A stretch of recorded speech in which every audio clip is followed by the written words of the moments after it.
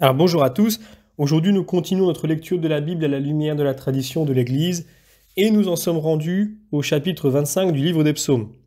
Comme toujours, nous remercions les éditions Atsiguet de Médiapole d'avoir mis à notre disposition ces textes qui nous permettent de faire ces vidéos et nous nous remettons entre les mains du Seigneur. Notre Père qui es aux cieux, que ton nom soit sanctifié, que ton règne vienne, que ta volonté soit faite sur la terre comme au ciel. Donne-nous aujourd'hui notre pain de ce jour. Pardonne-nous nos offenses, comme nous pardonnons aussi à ceux qui nous ont offensés, et ne nous laisse pas entrer en tentation, mais délivre-nous du mal. Également, nous nous remettons entre les mains de notre Mère bienveillante, la Vierge Marie. Je vous salue Marie, pleine de grâce, le Seigneur est avec vous. Vous êtes bénie entre toutes les femmes, et Jésus, le fruit de vos entrailles, est béni. Sainte Marie, Mère de Dieu, priez pour nous pauvres pécheurs, maintenant et à l'heure de notre mort. Amen. Également, nous faisons toujours cette demande spécifique à l'Esprit Saint qu'il corrige en nous les erreurs éventuelles qui peuvent provenir de notre imperfection. Alors sans plus attendre, je commence la lecture du premier verset. De David, vers toi, Seigneur, j'élève mon âme. Alors, évidemment, je vais tout de suite commencer par un texte parallèle qui nous vient tout de suite, Lamentation chapitre 3, « Élevons nos cœurs et nos mains vers Dieu qui est au ciel. » Alors, ce psaume est un psaume de la prière et de l'espérance, psaume de l'attente et de la patience, fondé sur l'humilité, la crainte de Dieu, qui est défini au psaume 2, le besoin d'être conduit par sa vérité et reçu par sa miséricorde. Je vais lire un commentaire de Dom Guéranger dans sa préface générale à l'année liturgique. La prière est pour l'homme le premier des biens. Elle est sa lumière, sa nourriture, sa vie même, puisqu'elle le met en rapport avec Dieu qui est lumière, nourriture et vie.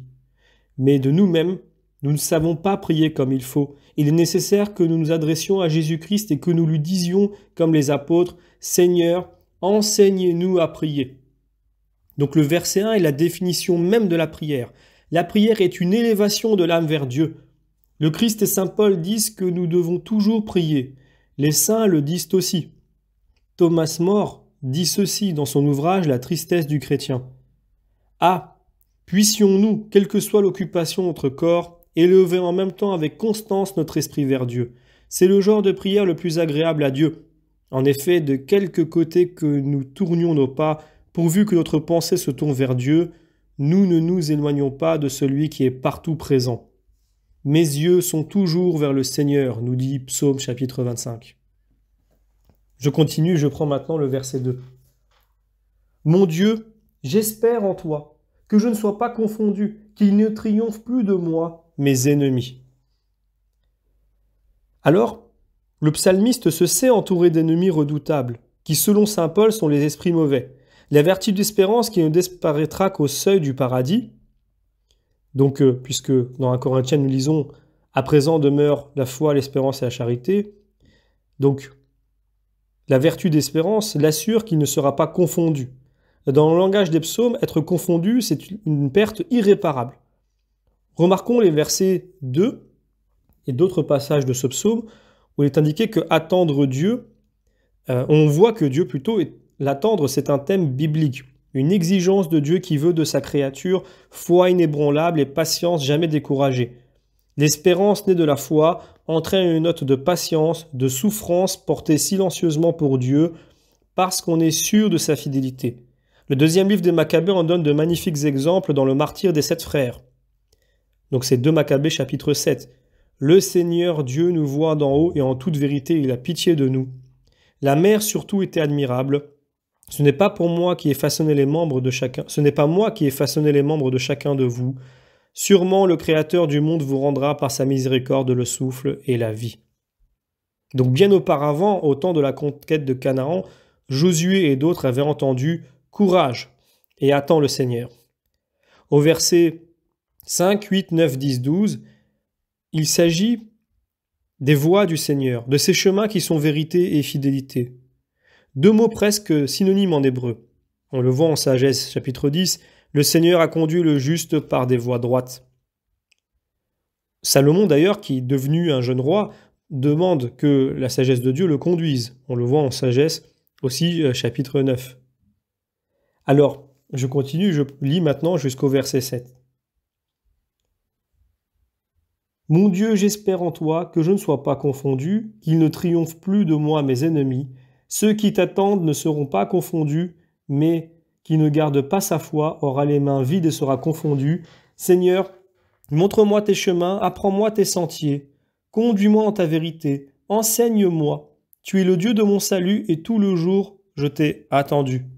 Souviens-toi de tes tendresses, Seigneur, de ta miséricorde éternelle. Donc, il rappelle au Seigneur comment il s'est défini lui-même. On a un texte parallèle en Néhémie chapitre 9. Au temps de leur angoisse, ils criaient vers toi, et toi du ciel tu écoutais, et dans ta tendresse inépuisable tu leur envoyais des sauveurs. Dès la paix revenue, ils se retournaient pour faire le mal devant ta face. Ils revenaient crier vers toi, tu les délivrais encore et encore, selon ta tendresse. Je peux également prendre Exode chapitre 34. Yahvé, Dieu de tendresse et de pitié, lent à la colère, riche en miséricorde. Je continue et je lis maintenant le verset 7. Des péchés de ma jeunesse et de mes fautes ne garde pas souvenir. Souviens-toi de moi en ta miséricorde, toi, Seigneur, parce que tu es bon. Le psaume 51 dira « Efface mon péché, lave-moi de ma faute ». Mais aussi on trouve en Baruch chapitre 3 « Ne te souviens plus de l'injustice de nos pères ». Et Job chapitre 10 dira « Je dis à Dieu, ne me condamnez pas ». Par contre, le psaume chapitre 109 est terrible contre l'impie, le menteur. Que l'iniquité de ses pères revienne en mémoire au Seigneur. C'est en Dieu que nous avons un titre à invoquer pour obtenir miséricorde. Nullement en nous-mêmes. Le psaume 136 commencera sa longue louange de la fidélité de Dieu par ces mots. Confessez le Seigneur, il est bon. Nous avons des textes parallèles, notamment 2 Samuel 19. Chiméi se prosternera devant le roi et dit « Que mon Seigneur m'impute pas mon crime, qu'il ne se souvienne pas que ton serviteur l'a offensé le jour où le roi, mon Seigneur, sortait de Jérusalem, car ton serviteur reconnaît qu'il a péché. » Luc chapitre 6. Aimez vos ennemis, faites du bien, prêtez sans rien attendre en retour, et votre récompense sera grande. Et vous serez les fils du Très-Haut, car lui, il est bon pour les ingrats et les mauvais. Alors, je continue et je lis maintenant le verset suivant. Donc je prends les versets 8 et 9. Le Seigneur est douceur et droiture, aux pécheurs il enseigne sa voie, il dirige les pauvres dans sa justice, apprend aux humbles ses voies. Alors, pour le terme de douceur, on peut reprendre Psaume 90, la douceur de Dieu soit sur nous. C'est comme une bénédiction. Donc la douceur de Dieu sera surtout mise en lumière dans le Nouveau Testament. Notre Seigneur a dit lui-même « Je suis doux et humble de cœur ». Et la douceur est sa caractéristique la plus visible, surtout quand il parle à des pécheurs comme la Samaritaine ou la femme prise en flagrant délit d'adultère. Va et ne pêche plus. Ce n'est pas excuser le coupable, mais c'est lui ouvrir le bon chemin, comme l'indiquent donc les versets que nous venons de lire. On peut prendre un texte parallèle, Siracide chapitre 1. La sagesse et l'éducation, c'est la crainte du Seigneur. Et ce qui lui plaît, c'est la douceur et la fidélité. Je continue, je prends maintenant le verset 10. Tous les chemins du Seigneur sont miséricorde et vérité, pour qui garde l'alliance et le témoignage. Miséricorde et vérité. Groupe très souvent rencontré jusqu'à la fin du psautier. On le voit en psaume 40, 85, 89, 108, 138. Et l'alliance et le témoignage. Les témoignages, ce sont les commandements. Je continue. Alors je peux prendre, avant de continuer, des textes parallèles, notamment Tobie chapitre 3. Toutes tes voies sont miséricorde et vérité. Exode 19. Maintenant, si vous écoutez ma voix et si vous gardez mon alliance, vous serez pour moi mon bien propre entre tous les peuples, car toute la terre est à moi. Je continue et je lis maintenant le verset 11. Pour ton nom, Seigneur, pardonne mon péché, il est grand, je le sais. Pardonne mon péché. Le psaume 32 encourage l'accusation des fautes et promet que le pardon est accordé au repentir. Le psaume 51 est presque entièrement consacré à l'humble accusation, au repentir, à la demande de pardon. L'Ancien Testament n'avait pas le sacrement de pénitence, mais il en avait une figure lointaine. Les sacrifices pour le péché qui comportaient accusation et pénitence, et les cœurs droits savaient que Dieu pardonne au repentir. Ici, Laurent plutôt, demande à être pardonné, au nom de la bonté de Dieu. La loi de Moïse comportait une longue liste de manquements, liste destinée à éduquer le peuple, et ces manquements entraînent une pénitence. Caïn est le seul à avoir dit « Mon péché est trop grand ». Mais nous ne savons pas la fin de son histoire. David commit un péché aussi grave que celui de Caïn quand il fit tuer Uri avec préméditation. En 2 Samuel chapitre 12, David s'accuse et Nathan, le prophète, lui dit « Yahvé, pardonne ton péché ». Donc on peut prendre un texte parallèle, Jérémie 14. « Si nos fautes parlent contre nous, Yahvé agit pour l'honneur de ton nom. C'est contre toi que nous avons péché. » Je continue et je lis maintenant les versets 12 et 13. « Quel est l'homme qui craint le Seigneur ? Le Seigneur lui montre la voie d'élection. Son âme habitera les biens promis, sa descendance aura la terre en héritage. » Alors, l'accusation et la demande de pardon, au verset 11, sont immédiatement suivies de la promesse du verset 12. Un coupable qui s'accuse, dans ces termes, craint le Seigneur, c'est-à-dire pénétré de respect pour le Seigneur et pour sa loi, même s'il y manque par fragilité humaine, et le Seigneur lui montrera la voie d'élection qui fera de lui un élu, et son âme habitera les biens promis. D'ailleurs, c'est au psaume 37 que hériter la terre prendra toute sa valeur. Je peux prendre un texte parallèle, notamment Proverbe 19, « La crainte de Dieu mène à la vie. » Isaïe 57, « Qui espère en moi héritera la terre et possédera ma montagne sainte. » Je continue, je prends maintenant le verset 14. « À qui le craint, le Seigneur ouvre son mystère et manifeste son alliance. » Donc, ouvre son mystère et manifeste son alliance. Il n'appartient pas à un humain de choisir entre les élus de Dieu. Dieu dit « Pourrais-je cacher à Abraham ce que je vais faire ?» Donc la destruction de Sodome et de Gomorrhe qui va suivre, et en Genèse 19, l'alliance elle-même. D'ailleurs, en Exode chapitre 3, Yahvé révèle son nom à Moïse et Moïse le verra face à face, dit l'Écriture. Et peut-être d'autres révélations aux prophètes sont-elles à mettre au même plan. Je continue et je termine donc le psaume tout entier. « Mes yeux sont toujours vers le Seigneur, car lui-même dégage mes pieds du filet.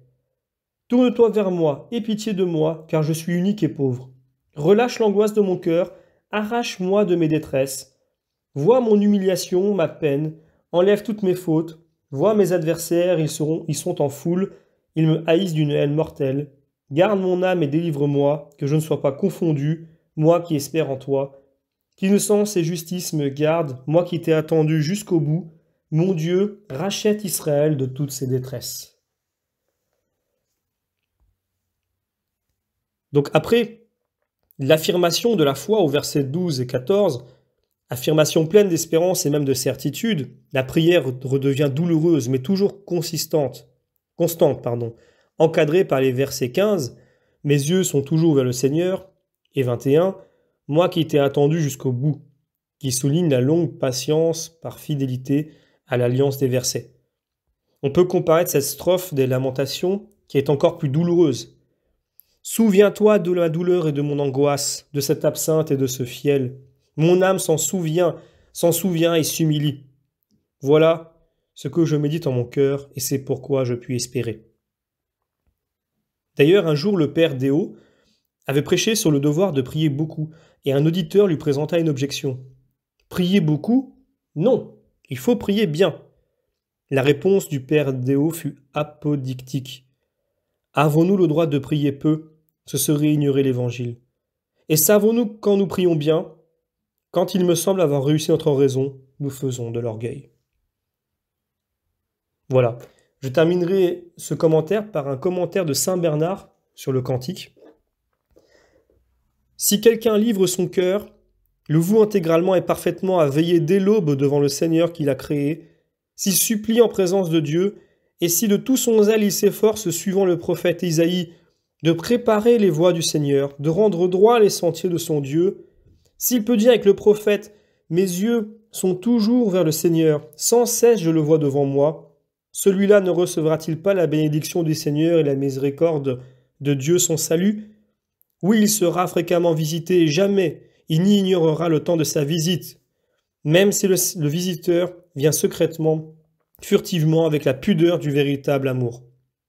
L'âme veillante, celle dont l'esprit n'est pas appesanti, aperçoit donc l'époux quand il est encore loin. Intelligente et fine, il comprend tout au moindre signe. Lui-même a dit en effet, « Ceux qui me guettent dès le matin me trouveront sans peine. » Voilà, donc ce sera tout pour aujourd'hui. Je vous remercie pour votre fidélité et vous donne rendez-vous pour la prochaine vidéo où nous verrons le psaume chapitre 26.